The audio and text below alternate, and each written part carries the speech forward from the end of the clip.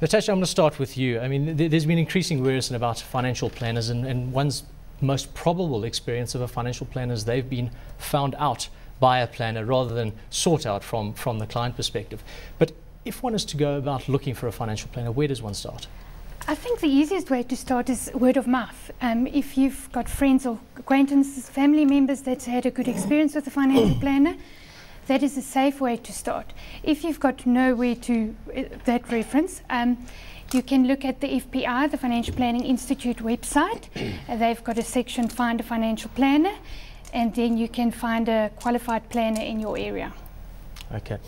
Paul, obviously, I mean, we mentioned the word of mouth type thing. That really leads on to referrals, testimonials. Perhaps if I don't know someone in the industry and I don't know where to call, I do the find a financial advisor, what have you. There's certainly something that I must be getting from that person to say, these are some of my happy clients, as an example. I think referrals is the most powerful testament to the ability of a financial planner to build meaningful, long-lasting relationships that will include the bond of trust that will develop between a planner and their client over the long term. So, okay, so in terms of that, is that an idea to have referrals or testimonials? I think so. Okay. The other side of it, I mean, really, and it's a question I get often asked is my money safe? Now, when looking out for a financial planner or any financial institution for that matter, we constantly hear of pyramid schemes, we constantly hear of financial scams being out of there. What are some of the checklists that I should go through in terms of securing myself to a certain degree? Firstly, you need to see that the financial planner or the advisor that you're dealing with is licensed to deal with the services that he's offering. That can be checked on the FSB website, where you can go into the website, put in the financial advisor's name or ID number or the FSP license number of the company, and check that they are licensed with the FSB to provide those services, and also to provide the specific type of categories of advice that they're offering to people, whether it's investment or life insurance, whatever the case may be. Okay. And then one can take it a step further. Once you satisfied yourself that your advisor is registered and accredited, to make sure that the products that they are advising on are also registered and listed on the FSB's website. Okay, so the FSB being the Financial Services Board, they're really the regulator. First port of call, let's go and see if this person can actually do what they say they can do, and let's see that the products or services that they're offering, they're actually able to do and are registered with the FSB. If not, I guess that it falls outside of the ambit of that, and then it would become a legal proceeding if anything sort of was untoward or went bad at the end of the day. Paul, I mean, you chair the committee that runs the Financial Planning Institute Planner of the Year, of which Natasha is the current title holder, if you will. What are the types of qualities that you look for when choosing a Financial Planner of the Year? Well, the Financial Planner of the Year competition that's run through the FPI really looks at a number of core components. The one is the knowledge of the person. Because we're looking at claiming a person the Financial Planner of the Year, they must have above average knowledge of all the components that make up financial planning per se. Along with that comes the nature of the business that they're working in or running themselves. What is the compliance process? What is the business practice? How do they run their financial planning business? Then the third component is, what are they actually doing on a day-to-day basis for their clients? And that's in terms of looking at and examining the financial plans that they offer. Are they documenting all the processes and the advice that they give to a client? What kind of services do they offer? How do they motivate the remuneration for those services? How do they select the products for the client? And basically it's a conglomeration of all these different factors which are looking at what is the competency and the ability of a plan to provide advice, service at a very high level. Okay.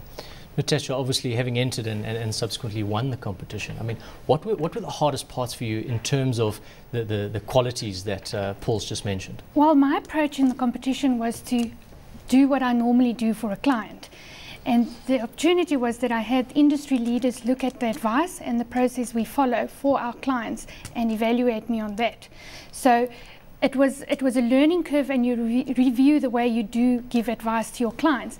But from the client's perspective, I think it's comfort in that there is this competition, there is the Financial Planning Institute, which is the professional body for financial planners that sets the standards in financial planning in the country. Okay. We've spoken in previous shows, and we're probably going to come back onto it again, is the CFP mark, and that's really a certified financial planner. Natasha, you are a certified financial planner. I mean, what does it mean to you to have that type of designation? What is it that you want to really stand for from that point of view? Well, I think the strongest thing that comes out is the code of ethics and conduct that we follow as FPI members and CFPs, because that shows how you deal with your client, that you do it with integrity, with ethics, with confidentiality, putting your client's needs first. It also shows that you've got the tertiary education and qualification to give the best advice to your clients. It takes it one step further. By getting the CFP designation, you don't keep that designation unless you keep up with all the changes in legislation, financial planning processes, and industry norms.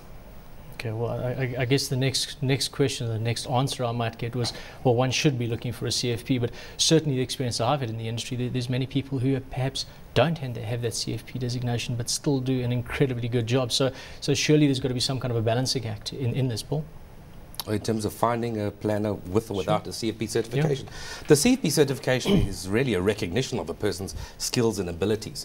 As I said, those skills and abilities are really generic. The CFP designation or any certification process is purely the fact that you can prove that you've mastered a certain amount of experience and a certain knowledge base to become a certified financial planner. But any financial planner can develop the very same knowledge and experience by practicing on their own without necessarily affiliating themselves to any particular organization. Sure. Let's look at those four sort of criteria. They're known as the 4 E's, and it really goes around education, experience, examination, and ethics. And I'm going to start with you, given your background in training and learning and educating and what have you. From an education point of view, what is it that we should be experiencing, or what is it that we should be asking from a certified financial planner? A certified financial planner, in terms of the education component, must have a postgraduate qualification, which currently could be the postgraduate diploma in financial planning or a BCom honours in financial planning. That's run through 5 or 6 universities in this country. And that is the basis of the educational component, which leads into the other components, such as experience, and ethics, and the examination of the FPI governing body. So, I mean, we spoke about it, I know briefly before the show, was on the education side, and the University of the Free State being the first faculty, which is the Faculty of Law, to actually offer this postgraduate diploma.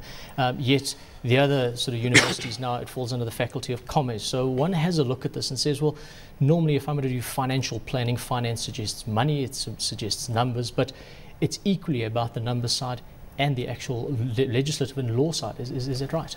Most definitely, and I think the industry's come a long way in regulating financial planners and the services they offer with current legislation. But it goes further, because when advising on a client's funds and plan, one needs to be aware of the relevant tax laws, estate laws, and it does have a much legal background and influence. So you can't just look at the numbers, you need to understand the implication of the relevant legislation around that. Okay, so I mean, that's the first E, and that's education. Let's talk experience quickly now. I mean, we were also again talking before the show, and you mentioned that in the last year you've learned more than you have perhaps in the entire time in the industry. How long have you been in the industry now? 12 years. Okay, 12 years. So in your mind, when it comes to experience, I mean, what should somebody be looking for in terms of a minimum time frame? Well, for CFP, the minimum experience requirement's 3 years. But it's more about how up to date they are. Are they keeping up to date with legislation, current affairs in the industry? And I think that you will get from talking to your planner and asking your planner those questions and getting to know your planner just as much as your planner needs to get to know you to give the best advice. Sure. It's a very personal thing, and you need to be comfortable and to feel that you can trust your advisor long term. I guess it comes back to that same old thing, do I have 20 years experience or 1 year's experience 20 times over? I guess what Natasha's talking about is the relevance. Legislation changes constantly. The important thing, the experience is not about simply being in the game. It's, you can be doing the wrong thing consistently and have the wrong kind of experience. The point of having a professional financial planner is they've had their education basis, they have ongoing education and a code of ethics to adhere to make sure they have the right kind of experience in the right kind of products, with the right kind of product providers, so they can give you the most suitable and appropriate advice. Yeah. Outside of the examination, there's of course the education. There's examination, which is really a board exam. Now, this is something that's still taking its shape within the industry and within the sort of different faculties. But that sits outside. I do my postgraduate diploma. It does not necessarily mean until I've got that 3 years experience, I can only then go and actually write that board exam, or that's the intention going forward. Is that right? Yes. You have to complete the education component. Then you then apply to the FPI to become a CFP professional member. And that includes proving that you are fit and proper in terms of the FPI codes, that you will abide by the FPI Code of Ethics and Standards, and then that you have passed or successfully attempted the FPI CFP board exam, which currently is a case study, a 4.5-hour, very detailed and complicated exam that somebody has to pass. We've brought up the topic of ethics, and it keeps on getting thrown out there. I mean, Natasha, to your mind, when we talk ethics, I've always believed it to be you either got it and you're ethical, or you're not. What is it in terms of the code of conduct, or what it is that financial planners should be striving towards in terms of ethics? Well, I suppose the easiest way to explain it is to say that you should always put the client's needs first and act in the client's best interest. You should do that with honesty and integrity and keep the client's confidentiality at all times. But it goes further than that. It's to do what you would want to experience if you were the client. So it's to act in the best interest for the clients, for their needs, and to give them what they need, not necessarily what they want. And that's not always the easy part. So it comes down to very much a client-centric approach, and I know we're going to talk a little bit about remuneration now, because I think that's what everyone's waiting to find out. You know, how do I navigate this? How do I make sure that I'm getting best bang for buck, and also I'm getting the best advice for the money that I'm paying? But before we get to that, we spoke a little bit about there's financial consultants, there's financial advisors, there's financial brokers, there's financial planners, a number of titles out there. How does one then go about choosing what it is that they're after? That's one of the problems up until the introduction of the FAYS Act in 2004, that people could have called themselves, and indeed still can, call themselves any particular name that they want to. Financial advisor, consultant, broker, financial planner. Anyone can call themselves a financial planner without necessarily being a certified financial planner. The name itself doesn't imply anything on its own. It's the duties and the responsibilities that the financial planner or advisor undertakes for and on behalf of his client, which are the important things. In terms of the different kinds of roles that a person could take, a financial advisor or a broker could be discussed as, or defined as, someone who really looks as a transactional side with a person, looking at taking out a product to fulfill a specific need, such as life insurance for a home loan. A financial planner would involve more of a comprehensive analysis and relationship with the client, looking at all their financial planning needs in terms of their family as well as their life cycle, what needs are going to arise at different points in their lives. And it's also based on a contract between the planner and the client. What are the rules and regulations governing those relationships?